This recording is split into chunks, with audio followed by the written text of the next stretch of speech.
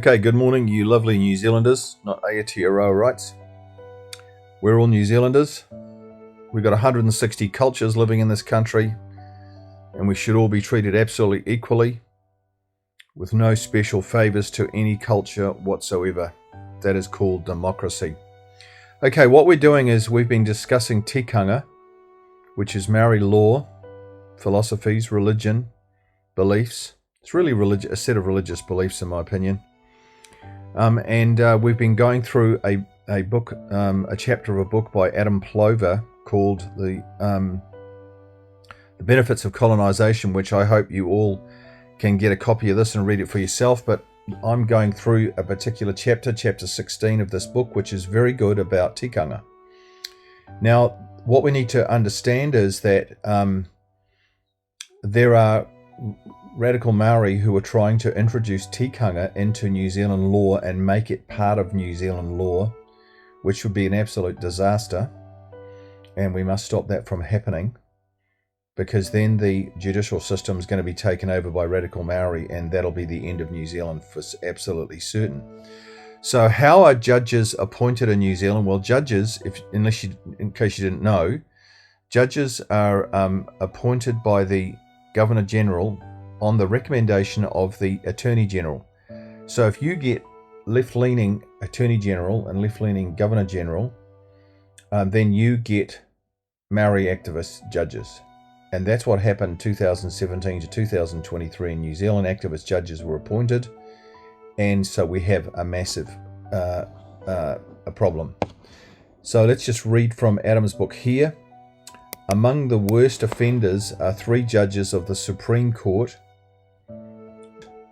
You have the District Court, you have the High Court, you have the Court of Appeal, and then you have the Supreme Court. So there's sort of 4 layers of court system in New Zealand. District Court, High Court, Court of Appeal, and the Supreme Court. Now, the top of the tree is the Supreme Court, and among the worst offenders are 3 judges of the Supreme Court. That's the top court in the country. Joe Williams, Winkleman, and Susan Glazebrook, who, in the Peter Ellis case appeal of 2020, said that Tikanga was the first law of New Zealand, which, as this chapter shows, is not true. So these guys were all appointed. Susan Glazebrook, Helen Winkleman, and Joe Williams were appointed by the Attorney General through the Governor General. Williams is it goes on to say, Williams is the first part Maori judge of the Supreme Court, the highest court in the land, since the Labour government of Helen Clark so unwisely ended our age-old right of appeal to the Judicial Committee of the Privy Council in London, a more objective and competent court than the Gimcrack institution that replaced it. Gimcrack just means, this word here, just means showy and useless. Williams is a former chairman of the Waitangi Tribunal. Now, the members of the Waitangi Tribunal are people who are appointed by the Attorney General on the recommendation of the Minister of Maori Development, which happens to be Potaka. So if you get Maori appointing Maori, you can see what's going to happen and how things can be hijacked. So the Waitangi Tribunal is now full of Maori activists, and it's just basically a terrorist organisation for New Zealand.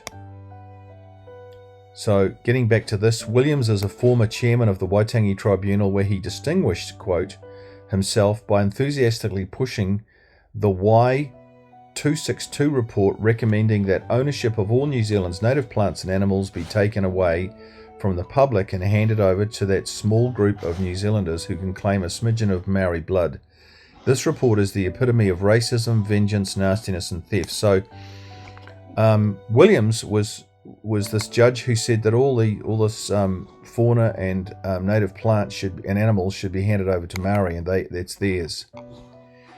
In a 2013 speech entitled Lex Aotearoa, Williams described Tikanga, quote, Tikanga as Aotearoa's first law. First of all, we're not Aotearoa in New Zealand, but anyway, let's keep going. For 700 years, it governs society on our islands. Oh, really?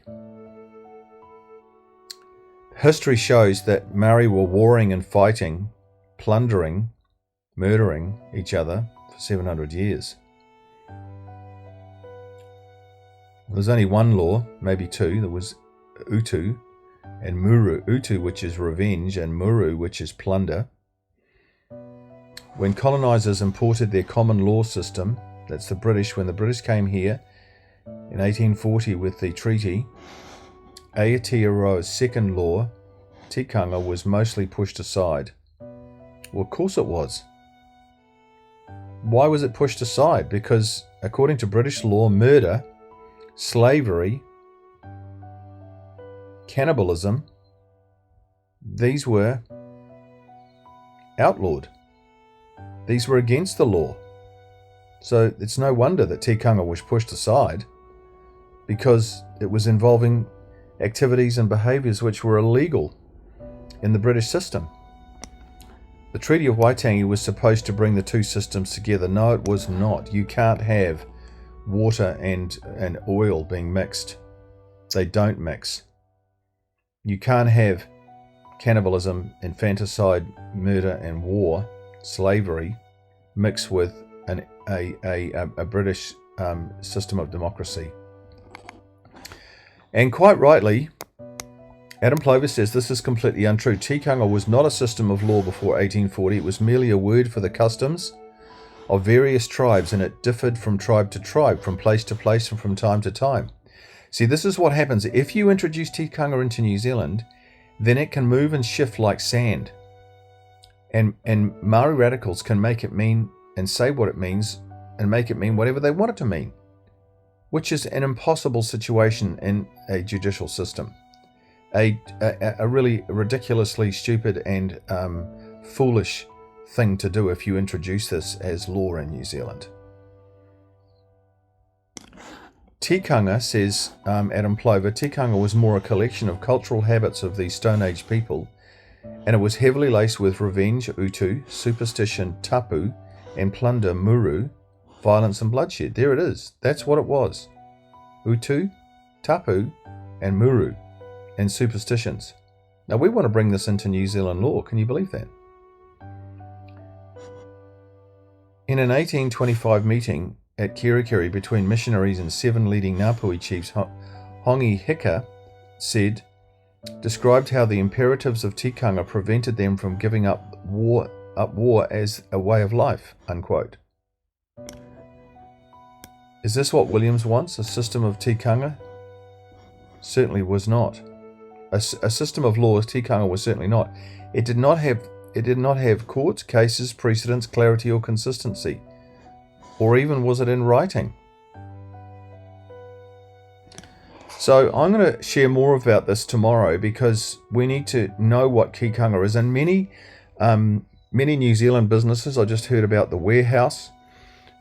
We know about Downers because I've talked about that, but many New Zealand businesses are Maorifying, and they're adopting Tikanga, and they don't know anything about Tikanga at all. But Tikanga is being presented as a wonderful thing, and woke, foolish business owners are getting sucked in, and they are going with it. I mean, I went into Pack and Save the other day, and the names of products were being read out in Maori. Can you believe that? Nobody could understand what the products were, but they're trying to be woke and politically correct. But they're really foolish, because they're taking on Tikanga not knowing what they're getting into. All right, see you tomorrow. Bye.